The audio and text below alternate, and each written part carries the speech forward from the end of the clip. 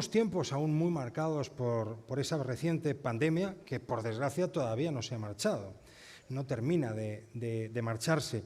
El estado de alarma, el confinamiento y las restricciones han provocado miedos, inseguridades y ansiedades. Han tenido sus consecuencias psicológicas, unas consecuencias psicológicas a las que no han sido ajenos tampoco los niños y los adolescentes. Esta noche, y en esta coyuntura tan compleja, queremos tomar el pulso a la situación actual de la salud mental de nuestros menores. Y queremos hacerlo de la mano de un experto en la materia. La conferencia inaugural, bajo el título Salud mental de la infancia y la adolescencia, corresponde en esta edición a todo un especialista en la materia, a todo un especialista en psicología educativa, José Antonio Luengo, que es miembro del Consejo de Gobierno del Colegio de Psicólogos de Madrid. Suyo es el turno cuando quiera.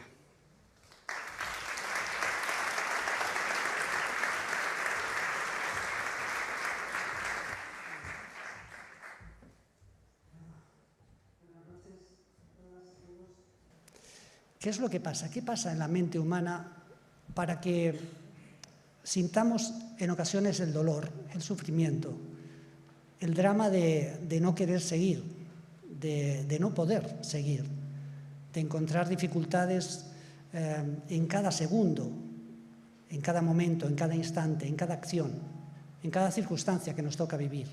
¿Qué pasa en nuestro corazón? ¿Qué pasa en nuestra mente? ¿Dónde estamos?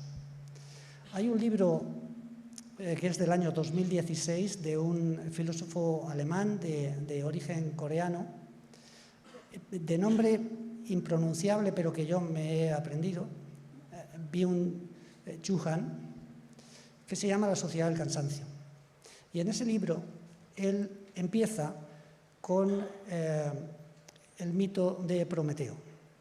Prometeo fue castigado por los dioses por robar el fuego de los dioses y fue castigado a que un águila enorme le devorara cada día su hígado. Este hígado volvía a crecer inmediatamente, generando en él mucho dolor. Pero la experiencia diaria, cotidiana, de que lo que me va a pasar es malo, es negativo, generaba en él una sensación profunda de cansancio, de desesperanza, de visión en túnel, de que no hay luz al final del camino. Hay ocasiones en que, hablando con chicos, con personas que están viviendo situaciones que podríamos considerar cercanas a la enfermedad, al trastorno psicológico, al trastorno, al desorden emocional, que les preguntas, ¿no ves más allá de lo que estás ahora mismo viviendo, interpretando? Y alguien dice, ¿no ves luz al final del túnel? Y te dicen, ¿qué túnel? Ni siquiera son capaces de ver ese espacio oscuro, ominoso, arrinconado, en el que sufren cada día una sensación de desesperanza. Pero vamos a hablar de esperanza. Karl Manninger fue un psiquiatra que murió a finales del siglo XX, con 96 años. Fue un inspirador en la psiquiatría humanista y convenció a la sociedad americana de que las personas con desórdenes mentales podían ser tratadas y curadas. Manninger maneja una metáfora muy bella de lo que es el desajuste, el desorden, el malestar psicológico, cuando llega a hacerte tanto daño que no te reconoces a ti mismo. Esta metáfora es la del pez y el anzuelo. Y él decía, ¿qué piensan todos los peces cuando ven, los peces que están en un determinado espacio, cuando ven que un congénere suyo, uno de sus amigos, de los peces con los que recorren el océano, empieza a comportarse de una manera extraña, empieza a convulsionarse, empieza a moverse de manera desmedida, desproporcionada, desequilibrada? ¿Qué pasa por sus mentes cuando sienten que le llaman, le dicen, ¿qué te pasa? Y él no responde. Y él responde con movimientos inesperados, movimientos incontrolables, movimientos absolutamente descontrolados. Y él dice, lo que le pasa es que tiene un anzuelo en la boca. Le está provocando dolor, le está privando de la libertad y está sintiendo que algo dentro de él se escapa. Pero los demás peces no ven el anzuelo. La metáfora es bella porque nos habla del desorden, del desajuste emocional, del trastorno mental que vive una persona y que se manifiesta en comportamientos absolutamente inesperados, extraños, a veces convulsos, desproporcionados, desequilibrados, y que hacen que el resto de las personas, lejos de atender esta visión de la idea del cuidado, nos alejemos, sometidos a este principio del estigma, del rechazo, del sellado de alguien, como que tiene una afección, como que tiene una rareza, como que tiene una tara. ¿Dónde estamos? ¿Estamos tan mal como sociedad? Probablemente la pandemia, como se ha comentado, el confinamiento, nos haya hecho ser conscientes de cosas que ya sabíamos desde hace mucho. La experiencia de la investigación nos explica sus resultados, las conclusiones, que más del 50% de los trastornos psicológicos mentales aparecen antes de los 15 años. Y esto no es consecuencia de una investigación que hayamos desarrollado, implementado a partir de la pandemia. No, esto es consecuencia de investigaciones que tienen 15, 20 años de referencia. 50% de las afecciones mentales, de los trastornos, desórdenes psicológicos aparecen antes de los 15 años y el 75% antes de los 25. Es decir, la población con la que trabajamos diariamente en los centros educativos, estos chicos y chicas que llegan a las aulas cada día y que nos dieron un ejemplo maravilloso de cómo es comprometerse con la vida, cuando entraron en las aulas el día 15 de septiembre del año 2020, con sus mascarillas, con sus profesores y profesoras. Un ejemplo que salvó a este país. ¿Nos imaginamos este país con los centros educativos cerrados en ese septiembre? Hubiéramos colapsado. Nunca se ha aplaudido suficientemente a los maestros y a las maestras por el trabajo que hicieron, y a los chicos y a las chicas, y a las familias, por lo que hicieron cada día. Pero es cierto que estamos hablando de una población especialmente vulnerable. Y dentro de la vulnerabilidad de toda la población infantil y adolescente, hay todavía una franja que es singularmente más desfavorecida y más vulnerable, que son aquellos que no han podido vincular, que no han vivido una infancia tranquila, segura, agradable, bueno, con los avatares que tiene la vida, con las dificultades, con las caídas y levantás. No, se han encontrado con situaciones sociales, personales, familiares profundamente desfavorecedoras. Lo que llamamos, utilizando el constructo científico, las experiencias adversas a la infancia.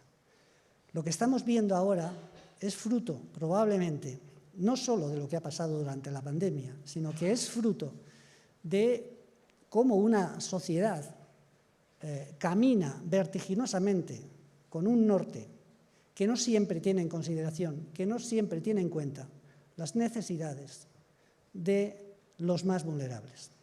Los chicos y las chicas lo son también las mujeres, las personas mayores, las personas con discapacidad. Y esto es algo que lo tenemos que pensar y lo tenemos que poner encima de la mesa. Hay muchas cosas que podrían decirse en relación a lo que podemos hacer, porque se trata de tender la mano, de cuidar. Y los centros educativos llevan tiempo haciendo esta tarea y llevan tiempo cuidando, pero permitidme primero que os llame de tú, permitidme que os diga a maestros, a profesores, a compañeros míos, que estáis haciendo mucho más por la salud mental de vuestros chicos y chicas de lo que incluso vosotros sois conscientes. Cada día, desde un 12 de septiembre, un 10 de septiembre, estáis allí mirándoles, escuchándoles, atendiéndoles. ¿Podemos hacer más? Sí. Y podemos hacerlo desde esta pedagogía del cuidado. Aquí, en la comunidad en la que yo resido, en la que trabajo, llevamos tiempo trabajando en esta materia. Desde la publicación de la Ley de Protección Integral contra la Violencia en la Infancia, es de obligado cumplimiento que los centros desarrollen materiales, elaboren protocolos, planes para la prevención de las autolesiones y la conducta suicida. Por primera vez aparece en legislación que hace referencia a la infancia ordenamiento jurídico que da pautas a los centros para que desarrollen determinadas acciones en este sentido, que tiene que ver con el tratamiento de la violencia, pero la violencia autodirigida, autoinfligida. Más de 4 años trabajando en la formación del profesorado, en el asesoramiento a centros educativos, porque ya se vivían estas situaciones. Yo he sido una de las personas, aquí hay algunas compañeras mías a las que tengo el honor de acompañar, que he estado trabajando en situaciones especialmente terribles, dramáticas. Cuando un chico se quita la vida, cuando asistes al centro, le acompañas, le ayudas a pensar cómo podemos digerir esta historia, cómo podemos implementar acciones que permitan a los chicos sanar, a la propia comunidad educativa digerir, vivir de una manera humana esta circunstancia tan dramática.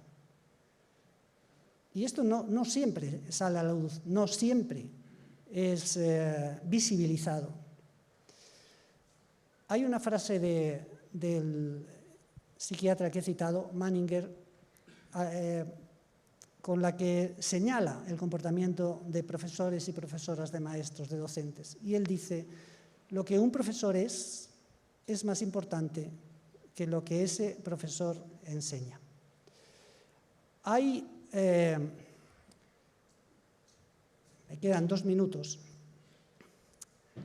Hay algo que es inherente a la condición del ser humano y que tiene que ver con la capacidad para dar la mano. Pero no solo, sino de mirar, de escuchar, de atender, de comprender, de acompañar. Déjenme que les muestre una idea de esto de lo que estoy hablando.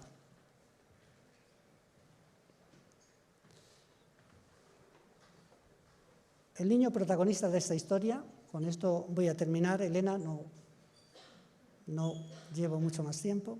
El niño protagonista de esta historia es un niño de 4º de primaria, escolarizado en un centro, colegio público. Aquí está su equipo directivo, nos hemos saludado antes, muchas gracias por venir.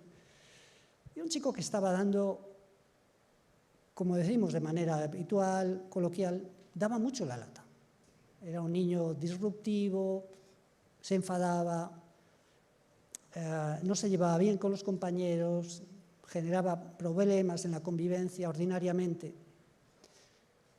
Hasta que un día su tutora, que es como un ángel, María, que hoy no ha podido venir aquí, se sentó con él y le preguntó, algo muy banal, pero le preguntó, ¿pero qué te pasa? ¿Pero por qué estás así? ¿Y qué puedo hacer para ayudarte? Y este niño, después de esa conversación, escribió esta carta que aparece a vuestra izquierda. Reconozco, y ahí reconoce pues que, en fin, que genera dificultades, que molesta, etc. Lo que me pasa en casa, él cuenta lo que le pasa en casa, lo explica ahí. Este chico perdió a su madre hace poco y no vive una situación familiar muy favorecedora de la estabilidad, de la seguridad emocional. Dice, estos son mis pensamientos más secretos y estos son mis pensamientos suicidas. Porque él, ya con esta edad, manifestaba que no quería vivir. Y esta profesora se sentó, le preguntó, le escuchó, y 2-3 días después, no, una semana después, del 6 de octubre al 13 de octubre, el niño le escribió esto: siento que me desprecian y me tratan mal. Y en el momento me dejan de querer. Pero le dice a su maestra: gracias, María. Gracias, María, por entenderme y escucharme. Y leer cada carta que te escribo y ponerte en mi lugar. María, de verdad, gracias. María supo ver el anzuelo en la boca de este niño. Supo encontrar la clave que permitía razonablemente explicar el porqué de su comportamiento. Y supo darle lo que desde la idea del cuidado supone entregarse con la sonrisa, con la mirada. Probablemente este niño, desde la muerte de su madre, no había sentido la sensación de seguridad que sintió y que siente cada día con esta maestra.